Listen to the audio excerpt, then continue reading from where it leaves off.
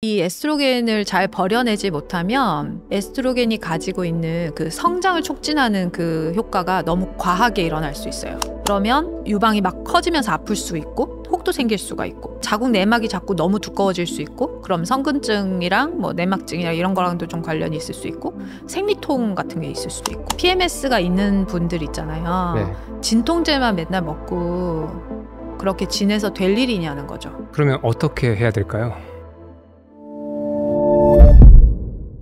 오늘은 지난 영상에 이어서 유방 갑상선 전문의 황미진 선생님과 이야기 나누고 있습니다. 오늘 다룰 주제는 에스트로겐 해독입니다. 혹시 과한 생리통, 생리전 증후군 또는 식욕이나 감정의 불안정성, 다양성 난소 증후군, 나아가서 갑상선, 유방, 자궁 관련 질환으로 뭔가 문제가 있으신 분들은 오늘 영상의 내용이 도움이 될 수 있을 것 같습니다. 황미진 원장님 모시고 이야기 나누고 있습니다. 원장님 안녕하세요. 안녕하세요. 네, 이번 주제는 에스트로겐 대사, 에스트로겐 해독입니다. 에스트로겐이 단순히 쓰이는 것뿐만 아니라 적절하게 해독된다는 것도 중요하다는 이야기를 많이 들었어요. 보통 해독이라고 하면 어떤 독성 물질을 처리하는 거잖아요. 근데 이렇게 중요한 호르몬을 해독을 하는 게 왜 중요한지 설명 부탁드리겠습니다. 본격적인 이야기를 하기 전에 우리가 먼저 알고 가야 되는 개념이 있어요. 우리 몸에 있는 모든 세포들은 항상 새로이 생산되고 계속 없어져야 돼요. 1분에 1억 개에서 2억 개의 세포가 서로 교환한다고 그래요. 1분에 네. 하루가 아니라 굉장히 빠른 속도로 새로운 세포를 계속해서 생산하고 그렇게 또 병든 세포들을 빠르게 버려야 되거든요. 그렇게 생산과 소멸을 반복하면서 우리는 평형을 이루고 지금을 사는 거예요. 자, 그러면 여성 호르몬은 우리 여성의 어떤 생식 능력 이런 것들을 위해서 존재하잖아요. 네. 그러면 에스트로겐한테는 짝꿍이 있어요. 프로게스테론이라고. 네. 그 에스트로겐은 어떤 여성의 조직들을 양적 성장을 일으켜요. 그러니까 계속 많아지게 하고 커지게 하는 그런 양적인 성장을 일으키고 프로게스테론은 질적 성장을 일으켜요. 그러니까 크기가 커지는 게 아니라 기능을 다스리는 거예요. 더 잘 일할 수 있도록. 그런데 예를 들어 에스트로겐이 막 너무 막 폭주를 하고 있으면 에스트로겐이 사라지지 않는다, 해독되지 않는다 이렇게 하면 에스트로겐이 계속해서 어떤 조직들을 성장만 시킬 거 아니에요. 그죠? 그리고 프로게스테론이 적절히 이렇게 나와주지 않으면 이 친구들은 양적 성장만 계속하게 되니까 결국에 그 끝은 뭐겠어요? 혹이 되고 암이 되는 거거든요. 그렇기 때문에 적절히 성장하고 적절히 성숙하면서 적절한 기능을 유지하는 게 상당히 중요하거든요. 자, 그런데 이제 현대 사회를 살아가는 많은 사람들이 에스트로겐에 비해 프로게스테론이 굉장히 부족한 상태로 살고 있는 경우가 많아요. 그래서 이 에스트로겐을 해독해야 된다라는 말을 하는 거예요. 현대인의 최고 숙제가 뭐예요? 스트레스잖아요. 스트레스를 안 받는 사람이 어디 있어요? 스트레스를 받게 되면 우리 몸은 콜티솔이라고 하는 부신 호르몬을 만들어야 되거든요. 근데 그 호르몬을 만들기 위해서 그 재료로 프로게스테론을 이렇게 싹 뺏어가는 거예요. 그런 것이 이제 프로게스테론의 부족한 상태를 만들 수가 있고 상대적으로 에스트로겐이 많기 때문에 이제 상대적 에스트로겐 우세 상태를 만들 수가 있죠. 우리가 이 에스트로겐과 프로게스테론 또는 테스토스테론이 만들어지는 과정에서 이 전구체인 재료가 콜레스테롤인데 네. 이것이 코르티솔의 생산에도 쓰이다 보니까 스트레스 환경에 너무 많이 노출된 사람들은 이런 호르몬 생산에 문제가 생길 수 있다. 그렇죠. 그 생식 능력은 사실 우리가 세상을 살아가는 어떤 스트레스 환경에 이겨내는 것과 굉장히 밀접하게 관계가 있어요. 생식은 언제 해야 돼요? 안전할 때. 네, 안전할 때 해야 되잖아요. 네. 근데 이제 스트레스를 많이 받고 지금 싸움을 해야 되는 그런 상황일 때는 생식 능력이 약간 뒤의 일인 거예요. 생존이 우선인 거야. 지난 시간에 다뤘던 그 교감신경이 이렇게 항진되어 있는 상황은 조금 생식과 반대로 있죠. 그렇죠. 예, 맞아요. 근데 또 여기서 재밌는 거는 스트레스 초기 반응 때는 그 에스트로겐 생산량이 많아져요. 초기 때는. 왜냐하면 이생은 지금 힘드니까 빨리 이세를 만들어야지 이런 어떤 자연의 위대함이랄까? 그럴 수 있는데 이제 그것도 조금 만성화되면 그 호르몬도 못 만드는 상황이 오는 거예요. 그 차가 이렇게 좀 연식이 오래돼서 고장 나려고 할 때 이렇게 엔진이 과하게 막 돌아가는 상황 있잖아요. 그러다가 툭 멈추죠. 그런 것처럼 우리 몸에도 어떤 기능이 소진되기 직전에 과도하게 막 액션을 하다가 툭 끊어지는 경우가 되게 많아요. 부신도 보면 부신 항진이 막 됐다가 저하로 훅 떨어지고 에스트로겐도 처음에 안 좋을 때 항진 폭주하듯이 이렇게 확 가다가 툭 끊어지고 이렇게 좀 다르죠. 지난 시간에 말씀드렸는 것처럼 혈류가 양이 공급이 적을 때 처음에는 이제 테스토스테론 많아진다 그랬잖아요. 에스트로겐이 적고 테스토스테론이 많아지다가 나중에 그마저도 못 만드는 상황이 되는 것처럼 네. 이제 우리 몸에 이제 되게 신비로운 그런 호르몬의 변화들이 있는 것 같아요. 그리고 또 한 가지는 외부에서 들어오는 가짜 에스트로겐이 너무 많아요. 제노 에스트로겐이라고 부르죠. 그렇죠. 제노 에스트로겐이라고 얘기하죠. 그 뭐 플라스틱이나 뭐 우리 많이 쓰는 것들 있잖아요. 뭐 방부제 같은 거에도 들어있고, 그 이제 생활용품이나 그러니까 인스턴트 음식이나 이런 데도 되게 많이 들어있는 그런 환경 호르몬들이 또 몸에 들어왔을 때는 에스트로겐 유사작용을 많이 하기 때문에 에스트로겐의 폭주를 일으키기도 하고 그 기능을 방해할 때도 있고 또 자기 마음대로 일을 할 때가 많아요. 예. 그런 것들도 이제 이 에스트로겐 우세한 상황, 상대적으로 우세한 상황에 영향을 준다고 할 수 있겠죠. 그리고 또 한 가지는 나이가 드는 것도 그래요. 나이가 들 때 모든 호르몬이 감소하거든요. 에스트로겐도 감소하고 프로게스테론도 감소하고 그런 감소 현상을 겪을 때 에스트로겐이 감소되는 속도보다 프로게스테론이 감소하는 속도가 더 빨라요. 그래서 일정 나이가 좀 되면 상대적인 우세 상태에 놓이게 될 가능성이 있죠. 근데 그게 만성 피로나 만성 스트레스 상황에 노출되신 중년 여성일수록 더 심하게 나타나겠죠. 한 가지 더 하면 이런 호르몬들이 배출이 될 때 간에서 해독이 돼서 장으로 버려져야 되는데 그 장간 해독력이 떨어져 있는 분들은 배출 속도가 느려요. 특히 장에 이제 나쁜 세균이 많으신 분들 있잖아요. 그런 분들은 간에서 열심히 에스트로겐을 막 이렇게 전환해서 포합해가지고 포장을 딱 해가지고 변으로 딱 버렸는데 그 포장지를 뜯어가지고 다시 제흡수되도록 만드는 거죠. 예, 그래서 이제 장이 안 좋은 분들도 에스트로겐이 약간 과도한 것처럼 몸이 변화할 수 있어요. 여기서 나온 중요한 어떤 개념을 조금 더 여쭤보고 싶은데요. 그 에스트로겐이 해독되는 과정에서 간과 장에서 대사가 일어난다고 하셨습니다. 혹시 이 대사 과정에 대해서 조금만 설명 부탁드려도 괜찮을까요? 이거 되게 어려울 텐데 괜찮으시겠어요? 네. 이 보시는 분들은 이런 것들을 되게 좋아할 수도 있습니다. 그러니까요. 충분히 할 수 있습니다. 그 시청자분들 수준이 너무 높으신 것 같아요. 자, 보시면 에스트로겐 같은 호르몬은 콜레스테롤에서 유래한 거잖아요. 얘들이 지방 성분이란 말이에요. 그래서 지용성인 어떤 물질이잖아요. 근데 그 지용성이 몸 밖으로 버려지려면 수용성으로 바뀌어야 돼요.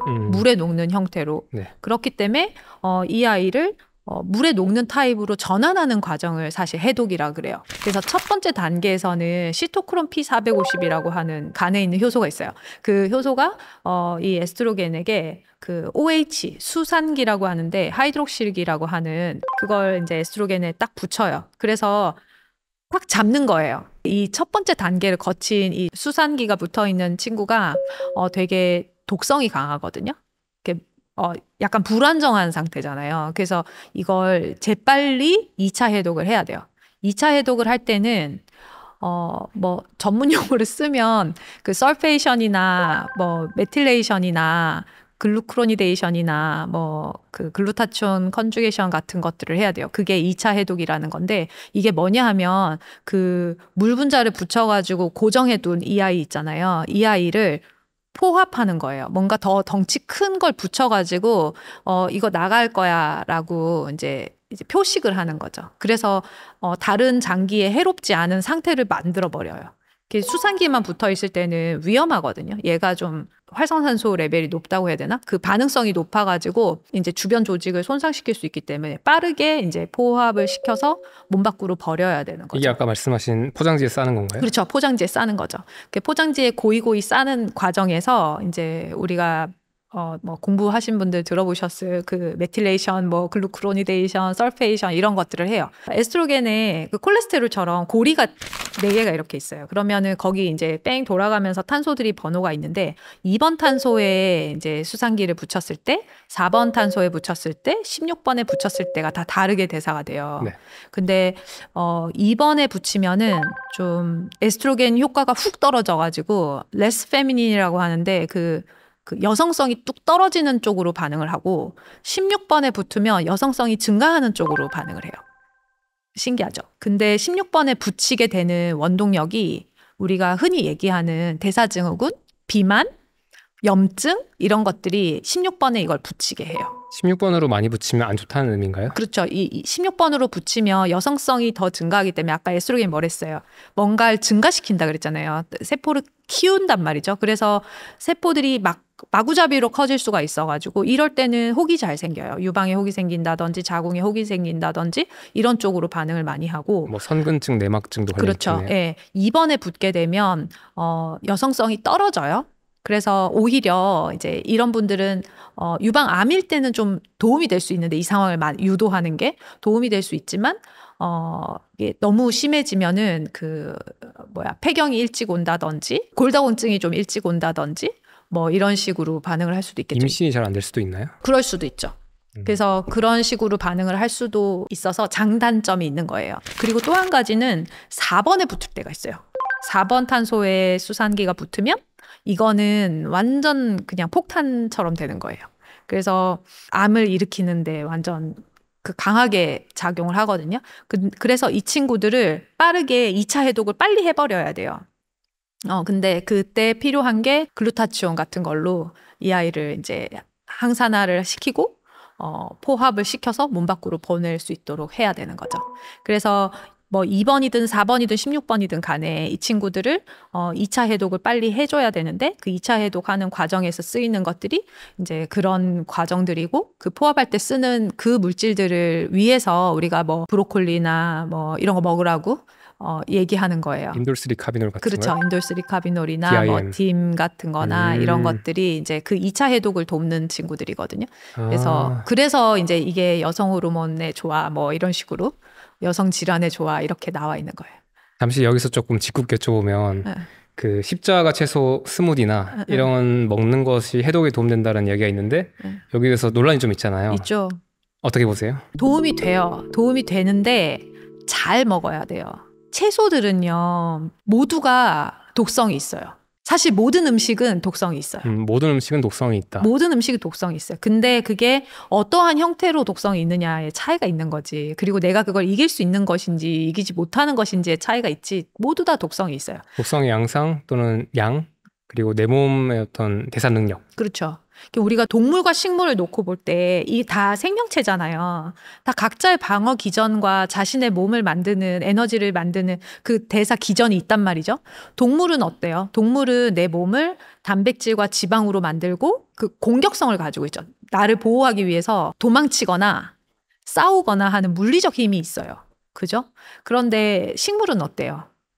자신의 몸을 유지하는 건 셀룰로스로 하는 거고 셀룰로스라는 우리 분해되지 않는 식이섬유라고 얘기하는 그걸로 자기 몸뚱아리를 만들고 이 아이가 자신을 지키는 방법은 화학적 독소로 자신을 지키는 거죠. 동물은 지방으로 그걸 저장해서 태우고 이런 걸 하고 이 아이는 탄수화물로 저장하잖아요. 저장하는 방법. 에너지를 저장하는 방법. 얘는 지방, 얘는 탄수화물. 그래서 얘는 거의 탄수화물로 되어 있고 식이섬유가 있고 이제 화학적 독소가 있는 거예요. 그래서 그 채소를 먹을 때는 그 아이가 가지고 있는 그 화학적 독소를 내가 같이 먹는 건데 모든 독소가 다 사실은 자극제인 거예요. 자극제. 그러니까 내가 이길 만한 스트레스를 주는 거는 나에게 성장을 주죠. 그러니까 이제 뭐 그런 채소에서 주는 그 스트레스적인 화학적인 그런 독소들을 내가 장이 좋아서 또 소화력이 좋아서 견딜 수만 있다면 나에게 충분히 운동하는 것처럼 자극제가 되어서 나의 해독력을 키울 수가 있어요. 자, 그런데 어떤 환자분들은 몸이 너무 약해요.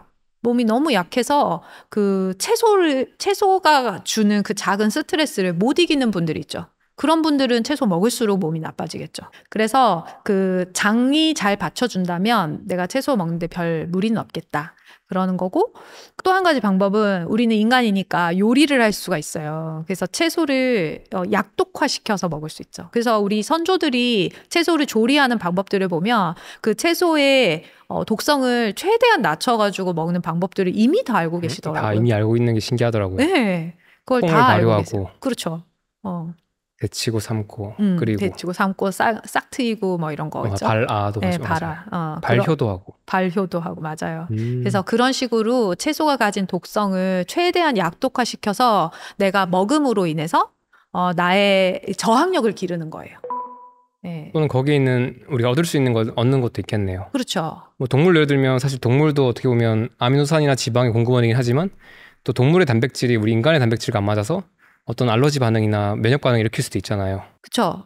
소화를 못하는 거죠. 그러니까 단백질은 덩어리잖아요. 그러니까 아미노산이 여러 개가 붙어 있는 거예요. 소화라는 과정은 그걸 끊어내는 과정이거든요. 그렇죠. 네. 그렇죠. 근데 그걸 내가 못 끊어. 예를 들어서 못 끊고 그게 장으로 내려오고 그때 또 장에 염증이 있으면 그게 이제 면역 반응이 과하게 일어나는 거죠. 근데 그 아미노산 단위로 들어올 때는 내 몸이 이게 영양분이구나 하고 받아들이겠지만 이게 덜 끊어진 상태로 들어올 때는 이게 이물질이 되는 거예요. 그러니까 당연히 면역 반응이 생겨야지. 그죠? 이물질이 왔으니까. 그렇게 되는 거라서 소화력을 기르는 게 되게 중요한 것 같아요. 제가 이걸 생각하는 게 특히 달걀을 생각할 때 좀 그런데요. 달걀을 먹으면 또 노른자에 있는 이 콜린이나 이런 지용성 비타민 같은 것들이 되게 매력적이잖아요.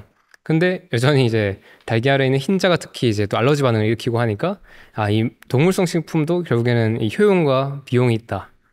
또는 대사적 리스크가 있다.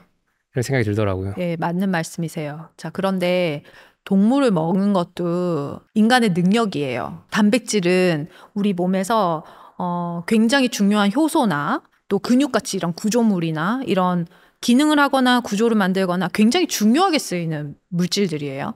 근데 그 단백질을 우리는 이걸 사용할 때 얘는 질소를 가지고 있기 때문에 되게 독소도 있단 말이에요. 그래서 이 아이는 굉장히 사용하기 어렵지만 굉장히 귀하게 쓰여요. 우리가 고등동물로 살아가기 위해서 되게 귀하게 쓰는 그런 물질인 거죠. 근데 얘는 그런 반면에 얻기도 어렵고 버리기도 어려워요. 쓰기도 어렵고. 그래서 그걸 잘 해내는 게 내가 좋은 능력치를 가진 어떤 인체를 가지는 그런 원동력인 거죠. 그래서 그 소화력을 끌어올리는 게 굉장히 중요해요. 그 소화 효소를 잘 분비하고 연동 운동을 잘하고. 이거에 뭐가 중요하다 그랬죠? 지난 시간에? 구조가 중요하죠. 네, 그 소화력에도 구조가 중요해요.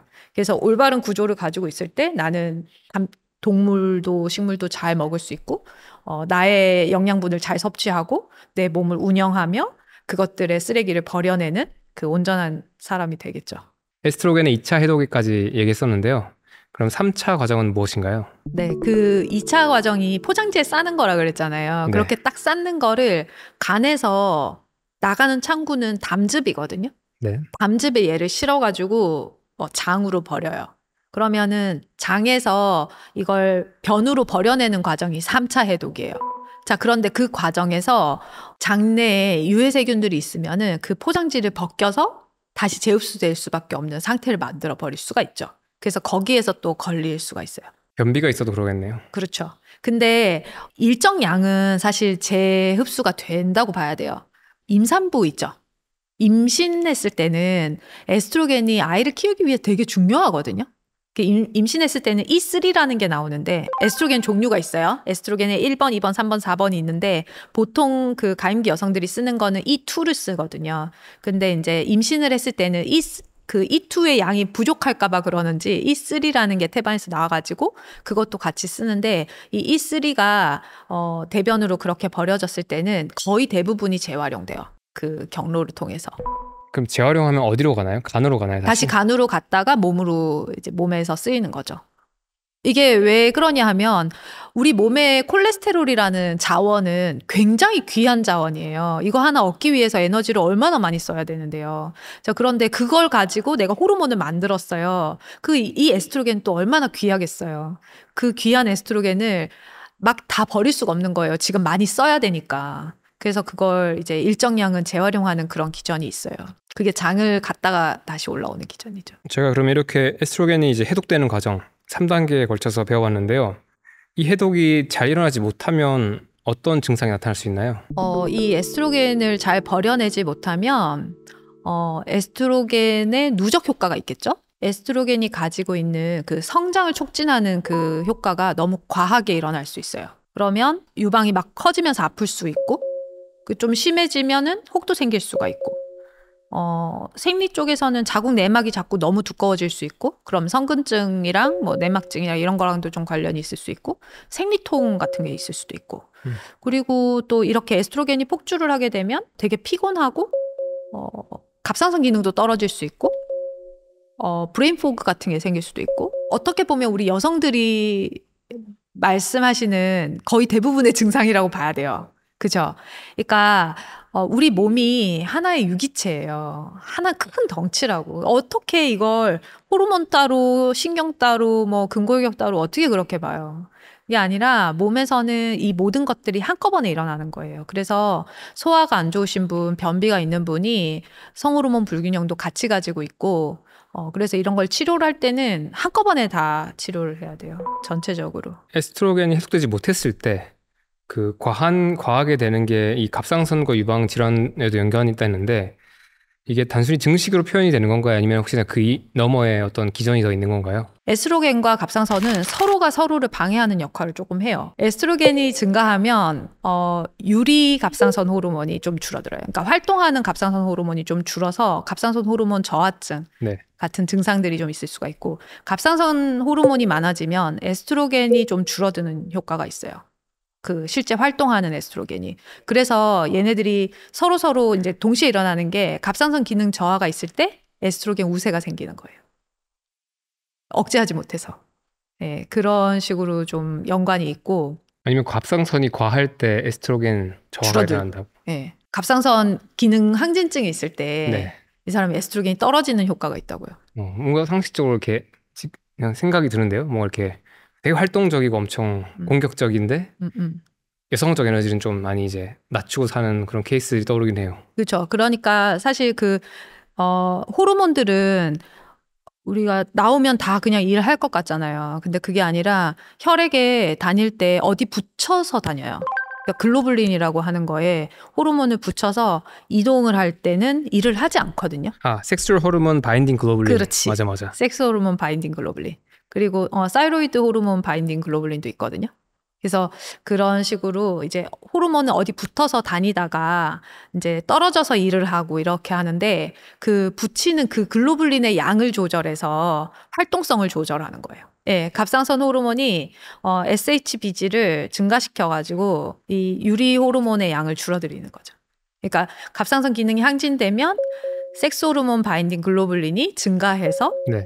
유리돼서 활동하는 에스트로겐의 양이 줄어든다 이 말이에요. 걔들 처리하는 거예요? 아니면 뭐 못 쓰게 하는 거예요? 그 생산을 증가시키는 거예요. 그리고 에스트로겐 노출이 많으면 PMS 아시죠? 그 생리전 증후군. 그렇지. 생리전 증후군이 좀 심해질 수 있어요. 그러니까 배란 이전에는 에스트로겐이 좀 많이 있어야 되고, 그 뒤쪽에 배란 이후에는 생리 전까지는 프로게스테론이 이렇게 액션을 많이 하는데, 그때 이게 프로게스테론이 생산량이 좀 줄어들고 에스트로겐이 많아지고 하면 사람이 되게 풍요로움이 없어진다 그래야 되나? 마음이 안정되고 이런 효과가 좀 떨어지면서 예민해지고 짜증이 많아지고 좀 불안해지기도 하고 당을 갈망하기도 하고 변비도 좀 생기고 이런 식으로 그 PMS 증상이 좀 나타날 수 있어요. 생리가 가까워졌을 때 또는 생리 전 1, 2주 정도 나타난 증상들이 프로게스테론이 정상적으로 충분하게 활동하지 못했을 때 그때 나타날 수 있다는 거예요. 나타날 수 있죠. 왜냐하면 프로게스테론이 조금 더 안정화시켜주고 뭔가 이런 걸 해주는데 맞아요. 그게 안 되고 불균형이 일어난다. 그렇죠. 그게 임상적으로는 그런 증상이 나타나고, 실제로 몸에서는 이제 프로게스테론이 해야 하는 그 세포의 성숙이 제대로 안 되기 때문에 얘들이 좀 덜 자라고 미성숙한 세포들이 폭주할 수 있잖아요. 그러면은 혹 같은 게 잘 생기겠죠. 그죠? 지금 말씀하시는 세포는 그 성 관련 세포가 아니고 그냥 일반적인 모든 세포를 얘기하는 거네요? 유방세포 같은 거요. 자궁이나 뭐 이런 쪽. 그러니까 이제 PMS가 있는 분들 있잖아요. 네. 진통제만 맨날 먹고 그렇게 지내서 될 일이냐는 거죠. 음, 좀 생각해 봐야 돼요. PMS가 왜 있지? 그러면 어떻게 해야 될까요? 그죠. 그래서 그분의 문제점을 찾아야 되는 거예요. 그러니까 PMS, 그러니까 생리 전에는 뭐 가슴이 좀 붓고 아프지 뭐 이렇게 지나갈 수 있고, 그죠? 아, 생리통은 누구에게나 있는 거니까. 약 좀 먹고 넘어가지. 진통제 먹으면 괜찮으니까 그 한두 알 먹고 지내지 뭐. 이렇게 그냥 보통 그냥 지나간다고요. 근데 내 몸에 어떤 이제 불균형이 있을 수 있거든요. 큰 문제가 아닐 수 있어요, 이게. 그 초기에는 큰 문제가 아니겠지. 나중에는 진짜 큰 문제가 될 수 있는데 초기에는 큰 문제가 아닐 텐데 그걸 빨리 찾아가지고 좀 교정을 해주면 훨씬 더 건강하게 오래 살 수 있잖아요. 그래서 그런 걸 찾는 게 되게 중요한 것 같아요. 그래서 일반적으로는 인슐린 저항성이 있을 때 에스트로겐 우세가 또 잘 생기기 때문에 염증이 있으니까 그래서 그런 것들을 좀 관리하기 위해서 식단을 조절하는 것도 매우 큰 도움이 될 거예요. 그래서 뭐 인스턴트를 좀 줄이고 자연식품을 먹고 고기를 잘 챙겨 먹고 적절한 채소를 섭취하며 그렇게 건강한 라이프스타일을 가질 수가 있고 또 잠이 부족해서 그럴 때도 있어요. 그래서 내가 이번 주기에 유방통이 좀 있고 배가 좀 아프다 이러면 내가 이번 주간에 이번 달에 뭐가 좀 힘든 일이 많았구나 하는 인사이트를 가지고 좀 쉬려는 노력, 나를 충전하려는 노력을 하는 게 중요한 거죠. 근데 그런 노력들을 했음에도 불구하고 해결되지 않을 때는 병원 와야죠. 찾아봐야죠. 다른 이유들을. 에스트로겐 대사 과정에서 1차 대사 과정에서 사이토크롬 450, P450 있었잖아요.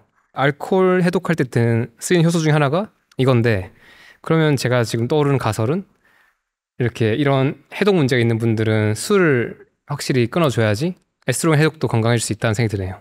그렇죠. 그 시토크롬 P450은 거의 대부분의 약물과 호르몬의 대사에 1차 해독에 다 쓰여요. 그래서 뭐 술뿐만 아니라 그 몸에 해로운 많은 것들을 이제 하면 좋지 않죠. 몸에 독소가 되는 것들. 예를 들면요? 진통제나 이런 항생제 같은 거를 많이 드시는 분들도 문제가 될 수 있죠. 진통제나 항생제도요? 그럼요. 그러니까 모든 약물. 모든 약물. 그러면 이게 이어지는 게 생리통 때문에 진통제를 많이 드시는 분들은 악순환의 고리가 들어가는 거네요. 그렇죠. 그러니까 에스트로겐 대사에 문제가 있어서 어떤 생리통이나 이런 생리전 증후군을 겪고 있는데 그걸 진통제를 해결하면 이런 효소 관련해서 문제도 생기고 다음에는 더 심하게 생기겠죠.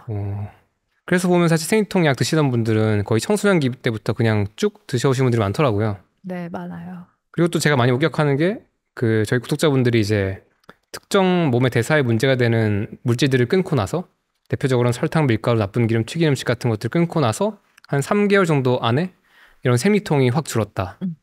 이런 이야기는 저도 되게 많이 봤어요.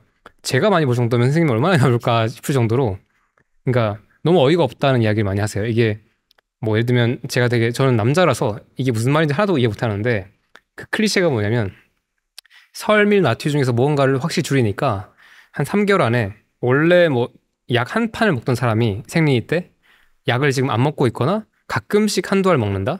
이런 얘기를 하시더라고요. 저는 그 기전을 잘 모르거든요. 혹시 지금 생각하시기에 이 원리가 염증이나 아니면 이외에 뭔가 있다고 생각하세요? 이게 딱 어떤 하나의 패스웨이만 작동하는 건 절대로 아니에요. 그러겠죠? 다양한 기전이 작동하는 건데 보세요. 그 음식들을 먹었을 때 장은 상태가 어떻게 돼요? 장에도 염증이 드글드글 하겠죠. 그러면 장에서 오는 그 염증도 몸에 영향을 끼쳐요. 근데 그 염증이 염증으로서 그 해독 기전에도 영향을 끼칠 텐데 예를 들어서 아로마테이즈라고 방향화 효소. 그렇죠. 그 테스토스테론이 에스트로겐으로 전환되게 하는 거가 있어요. 근데 그걸 더 강화한단 말이죠. 그러면은 에스트로겐이 더 많아져요. 염증 자체만으로도 인슐린 저항성 이런 것도 거기에도 한 축이 있고 해독 과정에서도 그 교란이 일어날 테고 또 3차 해독에도 영향을 끼치잖아요. 그러니까 전 과정에 영향을 끼치는 거예요. 그죠? 에스트로겐 생산부터 해독까지 싹 다 영향을 주는 거예요. 그래서 이걸 하나의 기전으로 설명하기는 사실 어렵고 이걸 하나하나 볼 때 아, 여기도 염증이 있네? 아, 염증이 여기에도 관여하는구나. 이렇게 보면은 이제 그 탐문은 하실 수 있을 것 같아요. 공부할 때는. 근데 어쨌든 이제 그런 것들을 먹을 때는 이제 그냥 호르몬의 생산부터 해독까지 전 과정에 걸쳐서 나쁜 영향을 준다. 이렇게 생각하시면은 이해가 쉬우실 것 같아요. 제가 한 가지 이 주제에서 조금 논란이 있을 수 있는데 중요해서 한번 얘기해보고 싶은 주제가 떠올랐는데요. 몸에서 만들어지는 에스트로겐 외에도 밖에서 몸으로 전해지는 에스트로겐도 이런 에스트로겐 관련된 부하나 교란에 영향을 끼칠 수 있다고 생각이 드는데요. 거기 있어서 화장품이나 향수, 방향제에 대해서도 논란이 있는 걸 봤는데 여기 대해서 어떻게 보세요? 이게 과한 논란일까요? 아니면 실질적으로 우리가 조심할 무언가일까요? 매우 중요한 포인트예요. 중요하다고 보세요? 엄청 중요해요. 저는 환자분들한테 향수 못 쓰게 해요. 못 쓰게 한다고요? 못 쓰게 해요. 아예. 금지. 그게 무슨 뜻이냐면 그 화장품에 예쁜 그 향을 만들려면 되게 많은 화학 물질들이 들어가야 되잖아요. 그렇죠? 그런 것들이 우리 에스트로겐과 생김새가 비슷해서 해독의 경로를 공유해요. 그게 무슨 말이냐. 얘들이 형태가 비슷하기 때문에 첫 번째로는 에스트로겐이 작동하는 수용체에 가서 에스트로겐의 액션을 교란할 수 있어요. 그러니까 과도하게 액션하게 하거나 일을 못하게 하거나 그죠? 이상하게 하게 하거나 어쨌든 교란할 수 있고 그 포인트에서 그리고 배설될 때도 이 아이들만의 경로가 있는 게 아니라 에스트로겐과 같은 경로를 통해서 버려져야 돼요. 그렇기 때문에 효소 버리는 경로는 한정이 있는데 기질이 너무 많으면은 복잡해지죠. 화장실 칸에 지금 다 사람 들어있어가지고 사람이 꽉 내릴 차 수 없는 있는 거죠. 네, 근데 이제 대기 인원이 너무 많은 거야. 그러면은 당연히 액션하는 그 활동하는 기간이 더 길어지겠죠. 몸에 머무르는 시간이 길어지니까. 그죠? 그래서 네. 그런 영향이 두 가지가 다 있어요. 그래서 근데 이제 이런 환경 호르몬들은 또 얘네들이 지용성이란 말이에요. 지용성 독소들은 에스트로겐에만 가는 게 아니라 사실 지방으로 된 어떤 장기에는 다 영향을 줄 수 있는 거거든요. 지방 조직에 축적된다. 지방 조직에 축적도 되는데 축적되면 오히려 좀 고맙죠. 거기 살이 찌면 오히려 고마운 거예요. 어쨌든 문제가 안 되게 고이 모셔놓은 거니까. 그렇죠. 지방 조직에 모셔두는 거니까. 그러면은 내가 살이 찌지 않고 그런 방향제나 향수나 이런 데 노출이 많으면 얘네들이 어디로 갈까요? 뇌죠. 뇌세포로 가거나 여성 장기로 가거나 이러겠죠. 근데 이게 영향력이 보면 그 조직이 뭔가 왕성하게 활동하고 있을 때 그 조직에 기질이 많이 빨려 들어갈 거 아니에요. 그죠? 어릴 때는 성기능이 발달하기 전에 어린이들은 뇌가 발달해야 되잖아요. 그때는 또 뇌혈관 장벽이 좀 약한 상태거든요. 그래서 훨씬 더 잘 들어가요. 그죠? 그리고 2차 성징 이후에 가임기 이 여성들은 그 난소 기능이 왕성하니까 거기에 가서 영향력을 많이 끼치겠죠.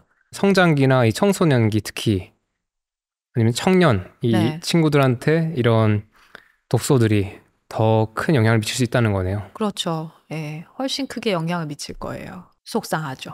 이야기를 더 다뤄도 될까 제가 지금 고민 좀 되긴 하는데요. 향이 나는 것들. 화장품은 어떻게 보세요? 화장품도 요즘은 그래도 이런 개념을 가지신 분들이 좀 많아서 그런지 천연 화장품도 상당히 많이 나오더라고요. 그래서 가급적이면 그런 걸 쓰도록 제가 안내를 하고 있고 향기 같은 것도 인공향이 아니라 꽃향기 같은 천연향이 있잖아요. 아로마, 에센셜 오일 네. 이런 것들로 대신할 수 있도록 많이 안내를 하고 있는 편이에요. 해독할 게 참 많죠. 네. 가공식품을 안 먹는 거는 정말 기본 중에 기본이고 반드시 해야 되는 일인 것 같아요. 그 이외에도 챙길 게 사실 너무 많거든요. 그러면 이 에스트로겐 대사를 건강하게 만들기 위해서 가장 중요하게 할 수 있는 게 뭐가 있을까요? 사실 뭐 에스트로겐만 건강해지겠냐마는 좀 기본에 충실하는 게 제일 중요해요. 그러니까 생활에서 노출되는 그 독소의 양을 줄여야 돼요. 없앨 수는 없어요. 현대사회를 사는데. 저도 오늘 메이크업을 했잖아요. 그렇죠. 그죠? 오늘 정말 눈 질끔 감고 했어요. 근데 어쨌든 그 독소가 아예 제로가 될 수는 없고 최대한 줄일 수 있는 데까지 줄여보자는 거죠. 음식을 가공식품이 아니라 천연 음식으로 바꾸는 거. 독소를 줄이는 행동이에요. 그렇죠?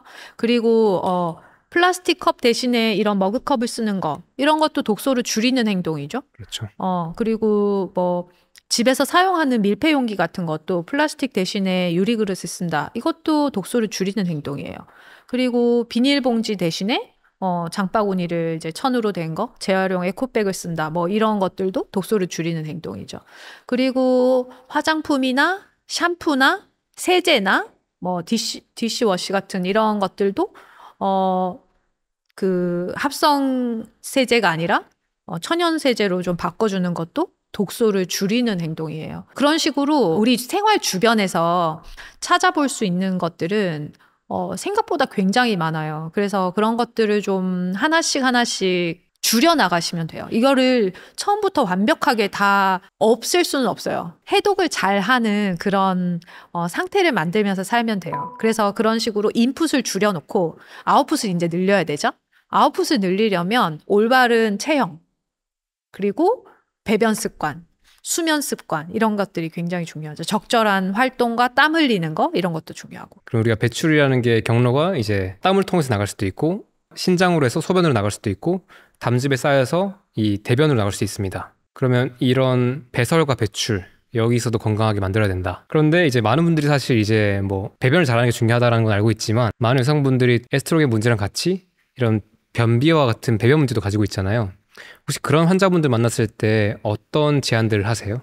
사실 에스트로겐 문제가 있는 분들이 장 문제를 동시에 가지고 있는 거는 굉장히 흔한 일이고 거의 항상 같이 있다고 보시면 될 정도예요. 근데 그런 걸 치료를 할 때 일단 장을 청소부터 해야 돼요. 우리 기능의학에서 얘기하는 5R 있잖아요. 그 장을 이제 재균을 하고 재생시켜주고 이런 작업을 함과 동시에 저는 구조를 안정을 시켜서 그 곳이 장도 아까 지난 시간에 말씀드린 것처럼 장의 움직임을 재생해줘야 돼요. 그래서 장의 환경을 똑바로 만들어주는 거가 중요하겠죠.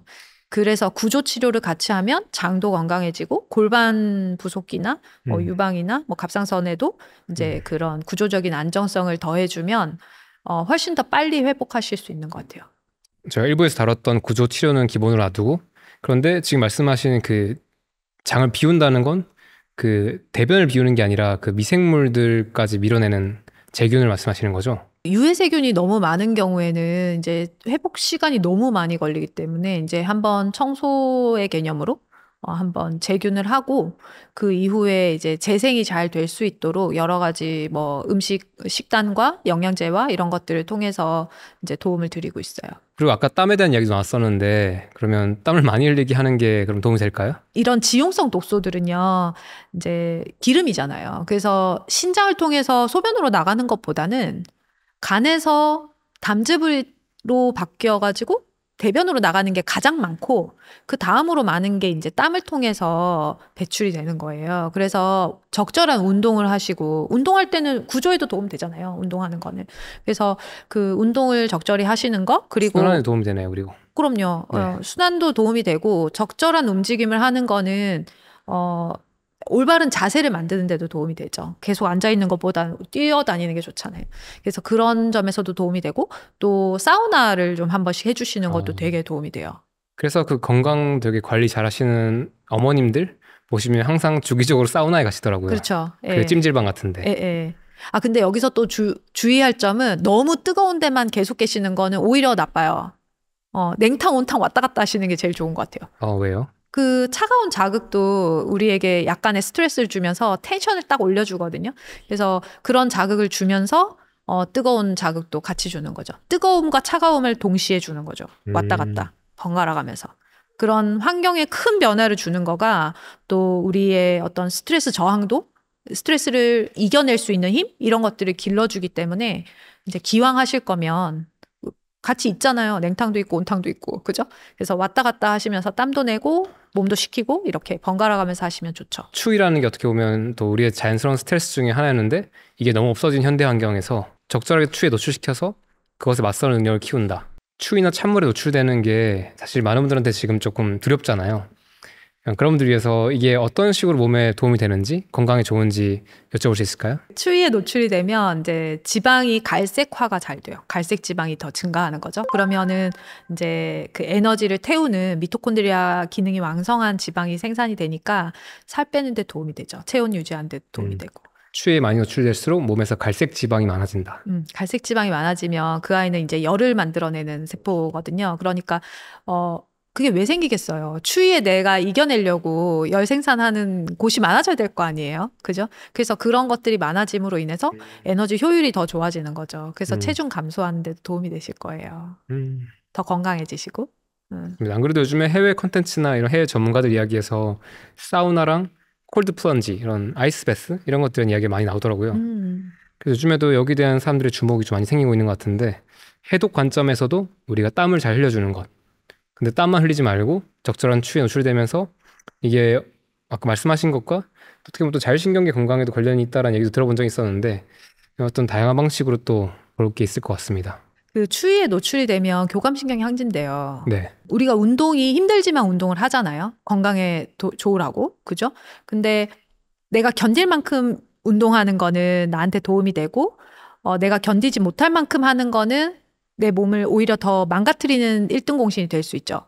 똑같아요. 음식 먹을 때도 채소를 아까 말씀드린 것처럼 적절히 먹으면 나의 해독력이 높아지지만 과하게 먹으면 내 몸이 이상해지거든요. 여러 가지 해독력이 오히려 더 망가지고 중금속이 더 많이 쌓이고 이렇게 되거든요. 그리고 똑같은 거예요. 추위도 적절히 노출을 해주면 내가 추위를 견디는 힘을 길러내는데, 너무 심하게 노출하면 얼어 죽겠죠. 그죠? 그래서 우리 몸이 아까 생성과 소멸을 반복한다라고 했잖아요. 그 적절한 스트레스 자극을 항상 자극을 줘야 나의 어떤 생산과 소멸의 이 균형점이 성장하는 방향으로 가요. 전체적으로 튼튼해지는 쪽으로. 그래서 적절한 성장의 자극, 시그널, 스트레스 이런 것들을 좀 주는 거는 굉장히 도움이 많이 돼요. 근데 그 적절성을 유지하는 게 되게 어렵죠. 그죠? 그게 항상 어려운 주제인 것 같습니다. 과하지 않게. 그리고 사실 보시는 분들이 또 많이 궁금해하는 게, 이 영양적으로 또 이런 에스트로겐 해독에 좋은 게 무엇인가도 많이 궁금해하시거든요. 혹시 이렇게 좀 에스트로겐 대사 문제가 크신 분들한테 제안하시는 어떤 영양적인 처방이 있나요? 아까 말씀드렸던 그 에스트로겐 해독의 뭐 생산 과정이나 아니면 1차 해독이나 여기에는 염증을 줄이고 인슐린 저항성 줄이는 게 되게 커요. 근데 2차 해독 부분은 여러 가지 물질이 되게 많이 필요하거든요. 뭐 흔히 알고 계시는 거의 모든 것들이라고 보시면 돼요. 왜냐하면 설페이션에 필요한 게 설퍼예요. 그 황이에요, 황. 그러니까 뭐 계란 노른자도 도움이 될 테고, 그죠? 그 뭐 마늘, 양파 뭐 이런 거 도움 되겠죠? 그리고 뭐 메틸레이션에 도움 되라 이러면은 십자가 채소나 이런 것들 도움이 되겠죠? 여러분 다 알고 계시는 거예요. 그리고 이 모든 과정에 아미노산 없으면 못해요. 그렇기 때문에 적절한 아미노산이 있어야 되고, 또 황이 많이 포함되어 있는 시스테인이나 메티오닌이나 이런 아미노산이 또 있어야 되거든요. 이것도 고기를 먹어야 되는 거란 말이죠. 네. 그래서 고기와 채소를 적절히 먹는 거는 매우 중요합니다. 그리고 또 중요하게 쓰이는 거가 글루타치온이에요. 글루타치온. 근데 글루타치온도 시스테인이라는 아미노산에서 생산이 되잖아요. 그래서 그 음식으로 이제 뭘 하겠다 이렇게 하면 우리가 늘 말씀드리는 그 건강한 육류와 신선한 채소를 유기농으로 잘 드시는 거, 그게 가장 답이에요. 그죠? 정답이에요. 그런데 여기에 뭐 플러스로 이제 내가 영양제를 좀 먹고 싶다 이러면은 좀 몇 가지 영양제를 챙겨 먹을 수 있겠죠? 뭐 글루타치온 먹을 수 있고, 그다음에 장이 건강해야 되니까 유산균도 먹을 수 있겠고, 장을 청소해주는 치료도 중요할 수 있겠고, 그리고 뭐 딤이라든지, 그리고 칼슘 글루코네이트라고 하는 게 있어요. 칼슘 글루코네이트요? 네, 칼슘 디글루코네이트라고 하는 게 있는데, 그게 그 아까 3차 해독 때 얘들이 포장지가 벗겨져서 안으로 들어간다 그랬잖아요. 그걸 막아주는 아이거든요. 그래서 그런 거를 좀 먹어줄 수도 있죠. 네. 재흡수를 막는다? 재흡수를 막는다. 네. 이런 에스트로겐 해독 치료는 보통 기간이 얼마 정도 걸린다고 볼 수 있나요? 그건 사람마다 다르겠죠. 이 사람이 얼마나 식단을 잘 바꿀 수 있느냐? 얼마나 실천을 잘 하느냐? 그럼 한 가지 여쭤보고 싶은 게, 에스트로겐 지금 해독이 필요하다? 문제가 있다는 것은 검사상으로 확인할 수 있는 방법이 있나요? 피검사를 하는데 이제 그걸 날짜를 잘 맞춰서 해야 돼요. 피검사로 할 때는. 어떤 항목을 보는데요? 에스트로겐과 프로게스테론, 테스토스테론 이런 걸 보는 거죠. FSH, LH 같은 그 성선 자극 호르몬도 보고 그걸 이제 생리 시작하기 일주일 전쯤에 이제 평가를 해서 그 프로게스테론이 어느 정도 올라갈 수 있는지 이런 것, 못 올라가고 있는지 이런 것들을 평가를 할 수도 있는데 이게 좀 모든 걸 반영하지 않을 수도 있어서 조금 다른 검사를 해보면 그 타액 검사 같은 것들을 해볼 수가 있고 또 더치 호르몬 검사라고 소변으로 하는 건데 그런 좀 특별한 검사들도 있어요. 더치 호르몬 검사로 하면 아까 말씀드렸던 그 1차 해독 기전에 나오는 거 있잖아요. 2번, 4번, 16번 나오는 그게 어느 정도로 이제 다르게 나오는지도 볼 수 있어요. 그래서 그걸 보면 이 환자분께 조금 더 이제 디테일하게 뭔가를 포인트 해줄 수 있죠. 더치 검사 같은 건 되게 중요한데 또 비용이 비싸잖아요. 비싸요. 이런 검사들이 꼭 필요하다고 생각하시는 어떤 케이스는 어떤 분들일까요? 뭐 여성 질환이 좀 심하게 있는 분들이죠. 그러니까 뭐 유방암이나 자궁 난소 쪽에 암이 있는 분들 이런 분들은 좀 해보시도록 하고 또 우리 최겸님처럼 궁금한 게 많으신 분들도 있어요. 그런 분들도 제가 여자였으면 했을 것 같아요. 본인이 궁금해서 자꾸 해달라 그러셔가지고 그런 경우도 하는데 이제 대부분은 이제 암이 있는 분들이 많이 하시죠. 암이 있거나 자궁 쪽 문제가 좀 심하거나. 네, 그 성근증이나 내막증이 자궁 내막증이 굉장히 심하신 분들이 있어요. 그런 근데 분들도 너무 많던데요? 이게 자궁 수술하신 분들이 꽤 많았어요. 네, 많아요. 굉장히 많아요. 골반을 빼놓고 생각할 수가 없는 거예요, 우리가. 아까 지난 시간에도 말씀드렸지만 이 전체 균형에서 골반이 차지하는 비율이 굉장히 크기 때문에 네. 이제 여성 같은 경우에는 너무 이제 구조가 중요한 것 같아요. 한 가지 추가하고 싶은 게 이 에스트로겐 대사와 관련해서 이 마음의 문제, 심리적 문제 이것들은 어떻게 보시나요? 이게 닭이 먼저냐 달걀이 먼저냐일 수도 있는데 마음이 되게 긴장을 많이 하고 이제 불안이 높으신 분들이 안정을 위한 프로게스테론이 부족해지는 경우가 많아요. 그러니까 많이 쓰는 거지. 그죠? 네. 사용해버리는 거죠. 그래서 좀 부족해질 수 있고 또 다른 이유로 에스트로겐이 이제 프로게스테론에 비해서 과도하게 높으신 분들이 이제 불안해질 수도 있고 그렇죠. 그래서 이제 이런 문제를 가지고 계신 분들을 이렇게 만나면 되게 이제 예민한 경우도 많고, 그 모든 일에 되게 두려움이 많으신 분들이 굉장히 많아요. 그래서 이제 치료를 함과 동시에, 그런 이제, 상담이랄까? 그런 것도 항상 같이 해야 되더라고요. 이런 문제 겪는 분들은 조금 마음을 돌보는 일도 같이 네, 그래서 예, 댁에서도 이제 몸이 건강해지면 근데 마음도 좀 여유가 생기기 때문에 제가 도움을 드릴 수 있는 부분은 이제 몸을 빨리 안정을 시켜드리는 게 이제 최우선이겠고 또 그렇지만 이제 치료만 하는 거 아니잖아요. 만나서 얘기도 나누고 하니까 이제 집에서 우리 요렇게 생각해 볼까요? 저렇게 생각해 볼까요? 요런 제안들도 좀 하면서 그렇게 같이 가죠. 그래서 사실 저는 식단 일기를 쓰게 하는데 식사를 뭘 드셨는지 검사를 한단 말이에요, 제가. 그래서 모든 환자들한테요? 예, 기능의학 진료를 보러 오시는 모든 분들한테 그걸 하는데 이제 일기를 써오시면은 쓸 때 사실 먹은 것만 쓰지 않잖아요. 그날의 이제 증상이나 뭐 특별한 이벤트가 있으면 같이 쓰게 한단 말이에요. 소변 대변 본 거랑 잠잔 거랑 뭐 몇 번 깬 거랑 뭐 이런 것들 다 적게 하는데 그때 이제 보고 뭐 오늘은 너무 불안했다. 뭐 누구랑 싸웠다. 뭐 어디 여행을 갔다 왔다. 뭐 이런 건 좋았다. 배가 왜 아프냐. 막 이런 것들도 막 쓰신단 말이죠. 그래서 그런 것들을 보면서 이렇게 하나하나 짚어가면서 얘기를 나누는 그것도 저는 환자분들한테 되게 좋은 것 같아요. 그 이제 얘기를 나누는 시간. 그죠. 그 자기만의 고민을 누군가에게 그냥 털어놓는 것만으로도 사실 어느 정도 힐링이 되잖아요. 그래서 그런 시간을 가지는 것도 큰 도움이 되는 것 같았어요. 네. 제가 이번에 최근에 발리에서 이런 조금 어떤 기회가 생겨서 이런 좀 명상적인 이런 그룹에서 교육을 받았었는데요. 그때 배운 게 되게 많았는데 그때 기억에 남는 게 두 가지가 있어요. 하나는 감정은 수용밖에 답이 없다. 우리가 보통 감정이라는 건 억압하고 억제하고 통제하고 관리하는 걸로 배웠잖아요. 드러내면 안 되고. 근데 거기서 그 사람들 사이에서 너무 중요한 어떤 기본적인 룰은 그런 거 아니야. 감정은 그냥 수용하는 거야. 뭐 위로하고 애도할 수 있지. 감정 잘 봐줘야 된다는 게 되게 자연스러운 문화였다. 되게 충격적이었고, 그래서 아까 말씀하시는 그냥 들어주는 것 그 자체로 그냥 수용받는 것 자체가 되게 중요하다. 이런 생각이 들었고요. 응 그래 하잖아요. 응 그래. 응 그래? 응 그래. 맞아요. 그러니까 어떤 일이 있을 때 아 그래 그럴 수 있지. 이렇게 그냥 받아들이는 거. 그렇게 한번 하고 지나가면 또 별일 아닐 수도 있거든요. 그래서 저희 환자분 중에 엘리베이터를 못 타서 병원에 못 오시는 분이 있었어요.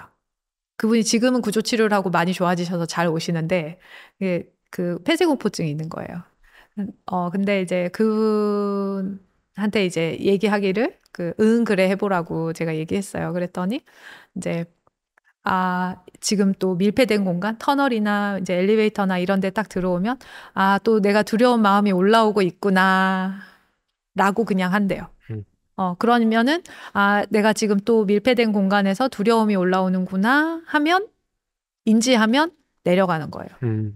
그래서 내가 이것 때문에 지금 화가 났구나, 이것 때문에 짜증났구나 라는 감정을 그냥 한번 쑥 읽어주기만 해도, 스스로 읽어도 돼요. 누가 다른 사람이 해도 되고 스스로 읽어주기만 해도 그 감정이 이렇게 약간 차분해지는 경험들을 하실 수 있을 거예요. 네. 그거랑 연결되는데 제가 배웠던 두 번째가 비슷한데요.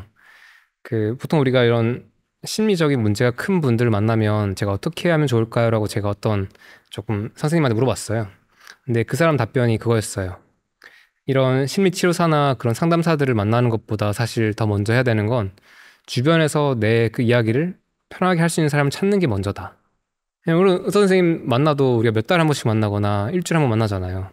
근데 우리가 일상에서 당장 통화할 수 있고 이렇게 교류하는 사람 중에서 내 이야기를 솔직하게 말할 수 있는 사람, 그거를 응 그래 하고 들어줄 수 있는 사람을 찾는 게 더 중요하다는 인사이트도 떠오르는데, 지금 이 인터뷰 현장이나 진료 현장에서 마음 문제에 대해서 뭔가를 다루는 게 사실 한계가 크잖아요.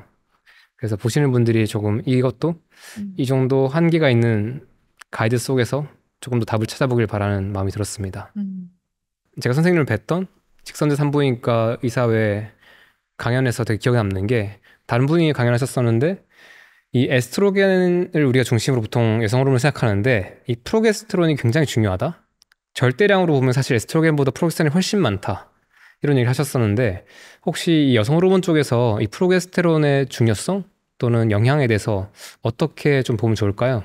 그 프로게스테론은 이걸 뭐라고 해야 되나, 무언가를 만들어낼 때 이 재료가 되는 큰 풀이에요. 풀. 네. 그러니까 여기가 넉넉해야 내가 뭐라도 할 수 있는 거예요.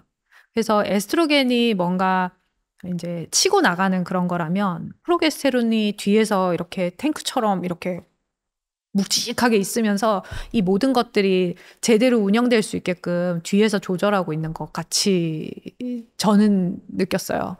그래서 보면 감정적으로도 에스트로겐이 많이 나올 때는 사람이 굉장히 액티브해지거든요. 뭔가 도전하게 되고 이렇게 막 진취적이에요. 근데 이제 프로게스테론이 많을 때는 캄해지거든요. 고요하게 이렇게 한단 말이죠. 그래서 이 전진과 후진이라고 하긴 좀 그런데 안정이 있는 거예요. 그런 면에서 프로게스테론이 되게 중요한데, 현대 사회에 우리가 또 이렇게 일반적으로 생각하기에 이제 막 뭔가 이제 화려하게 막 이렇게 막 뭔가를 하면 되게 좋아하고 고요하게 뭐 명상하고 이런 거 별로 안 좋아하잖아요. 그러니까 뭘 중요하게 생각하느냐. 이게 다 양가에서 양이다 음이다 이렇게 할 수 있는데, 그 둘 다 중요하고 굉장히 균형이 중요한 건데, 너무 한쪽으로 치우쳐져서 강조되는 사회를 살다 보니 이 프로게스테론이 어쩌면 우리에게 더 필요한 건데 모르고 지냈을 수 있구나 하는 거를 이제 좀 알아차려야 되는 거죠. 우리가 이 아이가 되게 중요해요. 매우 중요해요. 이게 없으면 임신 유지도 안 돼요. 네, 자궁 내막 두께가 유지가 안 되니까 임신 유지도 안 되고, 그러니까 이 아이가 주는 풍요로움이 있단 말이에요. 잠도 자게 하고 기분도 편안하게 해주고 그런 에너지 대사에서도 그 대사를 안정시켜주고 이런 효과가 있는데, 그걸 이제 과도한 스트레스나 이런 거에 막 빼앗기고 있는 거죠. 이 밑재료를. 그래서 그 프로게스테론, 그러니까 우리가 임상에서 이제 환자분들에게 뭔가 접근을 할 때 이제 증상이 있을 때 에스트로겐 위주의 어떤 약물을 주로 사용을 하고 프로게스테론이 아니라 프로게스틴이 들어있는 이제 합성 호르몬제를 많이 처방을 하는데 이제 그때 들으셨던 내용은 그 천연 프로게스테론을 우리가 좀 쓰자 그런 취지로 했던 그런 강의였어요. 네, 그게 좀 도움이 많이 되겠죠? 그럼 현장에서도 지금 선생님들께서 이런 프로게스틴을 많이 쓰고 있었다는 의미인가요? 아니면 이것도 산부인과에서 쓰는 그런 많이 이제 쓰고 있어요? 피임약들이 이제 프로게스틴이 들어있는 게 많죠.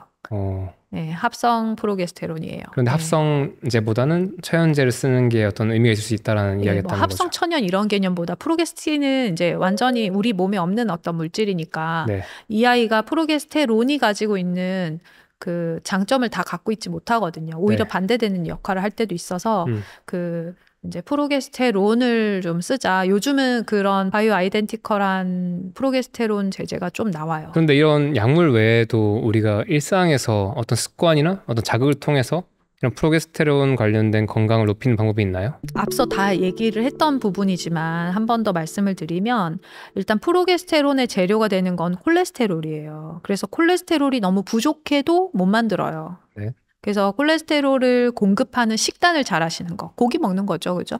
고기 먹고 새우 먹고 뭐 계란 먹고 이런 것들. 그게 우리가 콜레스테롤을 너무 무서워하면서 피할 게 아니라 우리에게 풍요를 주는 중요한 재료이기 때문에 그걸 잘 섭취하고 잘 활용할 수 있어야 돼요. 그리고 환경 호르몬에 노출이 되어 있을 때는 콜레스테롤이 프로게스테론으로 전환되는 경로가 차단돼요. 그럴 수 있어요. 그래서 그런 환경 호르몬을 노출을 최대한 줄여주는 것도 프로게스테론 풀을 채우는 데 도움이 많이 돼요. 예, 그리고 뭐 잠 잘 자고 편안한 어떤 환경을 유지하고 이런 것들도 도움이 되겠죠. 그리고 프로게스테론 만드는 거는 그 황체에서 만들거든요. 난자가 이렇게 배란되고 나서 남은 그 부분이 황체인데 이제 그런 배란이 원활하게 잘 돼야 프로게스테론도 잘 나오는 거잖아요. 그래서 역시나 골반 균형을 잘 잡는 게 중요하겠죠. 시상하부나 뇌하수체 쪽에 건강이 있어야 될 것 같은 느낌이 드네요. FSH, LH는 뇌하수체에서 나오는 거기 때문에 뇌하수체 건강도 되게 중요해요. 아, 그리고 이거는 질문하신 건 아니지만 제가 네. 요즘 진료하면서 너무 안타깝게 생각하는 부분이 있는데 프로락틴이라고 하는 게 있어요. 프로락틴. 젖 분비를 그렇죠. 어떻게 알아요? 대단한데. 네. 아무튼 그 프로락틴이라고 하는 거는 유즙 분비 호르몬이에요. 걔도 뇌하수체에서 나오거든요. 그렇죠. 뇌하수체에서 맞아요, 나와서 맞아요. 젖을 돌게 만들어요. 근데 얘는 평소에는 가만히 있다가 원래는 출산 이후에 많이 나와서 이제 젖이 이제 가슴이 커지고 젖을 생산해야 되겠죠? 네. 근데 요즘 그게 미혼 여성들, 그러니까 임신하지 않은 여성들에게도 높아져 있는 경우가 굉장히 많아요. 원래는 임신하고 출산 후에 이제 젖을 만들어야 자극되는데. 되니까 젖 만드는 호르몬이거든요. 근데 그게 임신을 하지 않았는데도 분비가 된다. 얘가 한 15 정도 돼야 되는데 한 30, 40 이렇게 올라가 있는 여성분들이 되게 많아요. 전 만들 때야 뭐 100 넘겠죠. 근데 이제 평소에 이게 슬쩍 높아져 있는 상태인 거예요. 왜인가요? 왜 이럴까? 그 프로락틴은 평소에 얘가 안 만들어지고 있는 게 아니라 도파민에 의해서 억제되고 있는 상태여야 돼요. 그래서 안 나오는 거거든요. 억제. 네. 그죠? 근데 도파민 결핍 환자가 너무 많은 거예요. 결핍 환자요? 도파민이 결핍된 사람이 현대 사회에 얼마나 많습니까? 이 결핍의 문제예요? 그렇죠. 결핍의 문제예요. 도파민이 왜 결핍됐죠? 도파민을 자극하는 걸 너무 많이 해서 그렇죠. 네. 그죠? 왈칵 분비되고 뒤에 없잖아요. 네. 그 상태가 너무 흔한 거예요. 요즘 도파민을 자극하는 게 뭐가 있을까요? 대표적인 게 당 중독이죠. 당 중독. 당 중독인 분들이 그런 도파민도 부족해서 프로락틴도 증가하는데 거기에 그 당 때문에 생기는 그런 염증 반응, 인슐린 저항성 이런 것 때문에 에스트로겐 대사가 망가지는 경우가 또 많죠. 와. 그죠? 거기에 또 있죠. 자극적인 영상, 자극적인 무엇이 사실 되게 많잖아요. 네. 뭐 술, 도박, 뭐 이런 거 많잖아요. 그죠? 그래서 그런 거에 이제 되게 노출이 많이 되어 있는 분들이 도파민이 부족한 경우가 많죠. 근데 도파민을 만들려면 티로신이라는 또 아미노산이 필요하거든요. 근데 아미노산은 또 결핍이야. 그러니까 또 못 만들어요. 그죠? 그래서 또 없는 거야. 그러니까 제가 요즘 외래 보면서 유방통이 있는 분들에게 프롤락틴 검사를 거의 다 해보는데 진짜 높은 사람 너무 많아요. 그리고 위장약들 계열에 또 정신과 약물 중에 도파민을 건드리는 약들이 꽤 있어요. 도파민 차단제. 위장약 중에서요? 위장약에도 있고 정신과 약물에도 있고 그런 약물을 복용하시는 분들도 이제 이게 높아져 있을 수 있죠. 그리고 프롤락틴이 뇌하수체에서 나오잖아요. 제가 이 얘기 왜 했냐면 FSH, LH 얘기를 하시길래 얘기를 했는데 뇌하수체 건강에 또 구조가 중요해요. 그 경로를 조금 더 설명할 수 있나요? 그 뇌하수체는 뇌에 밑에 이렇게 열매가 맺힌 것처럼 이렇게 있어요. 지난 시간에 우리 했던 막에 대한 거 있잖아요. 이게 두개골이 이렇게 약간 삐뚤어지면은 뇌하수체 그 꼬리랄까? 그 줄기가 이렇게 뒤틀려요. 그러면은 거기 혈류가 또 좀 별로죠. 배액도 좀 별로가 되겠죠.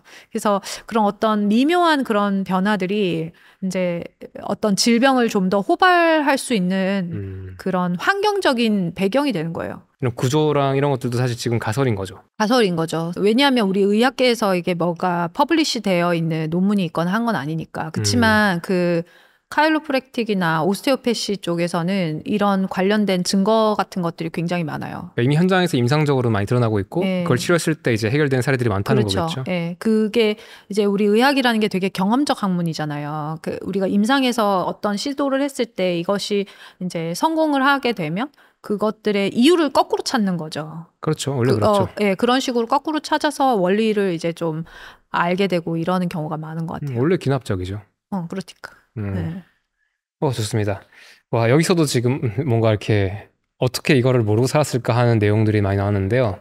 마지막으로 이렇게 여성의 호르몬 또는 성호르몬 관련해서 좀 시청자분들한테 전하고 싶은 게 있다면 어떤 게 있을까요? 우리 현대 사회를 사는 많은 여성분들께서 굉장히 많은 그런 호르몬 관련 문제들을 가지고 계세요. 근데 이런 것들이 어떻게 보면 우리가 기본적인 것들을 좀 놓치는 부분들이 있어서 생기는 게 되게 많거든요. 그러니까 여성의 생식 능력이라는 거는 자연적으로 우리가 갖고 있는 어떤 능력이에요. 그렇죠?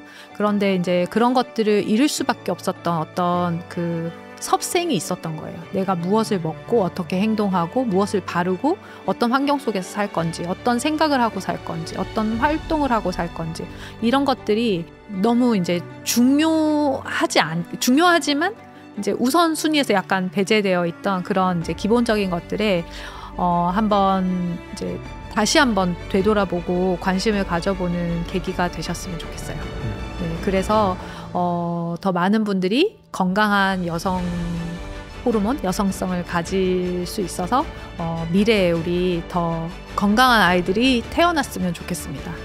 그리고 또 하나 강조드리고 싶은 거는 우리 수정란을 만들 때 정자는 핵만 반쪽 들어오거든요. 네. 유전자의 절반을 주는 거죠. 그렇지만 그렇죠. 난자는 핵의 절반과 함께 미토콘드리아를 포함한 세포질을 공유합니다. 그러니까 여성들의 건강은 우리의 2세에 그 엄마의 미토콘드리아를 그대로 물려주는 거예요. 그죠?